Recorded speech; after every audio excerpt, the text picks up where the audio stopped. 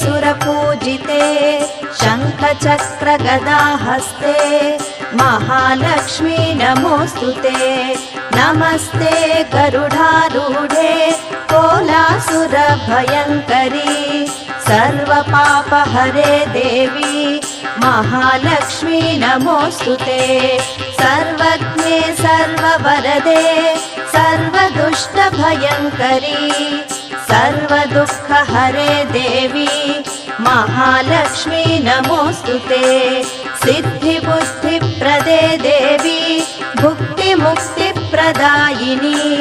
मन्त्रमूर्ते सदा देवी महालक्ष्मी नमोऽस्तुते।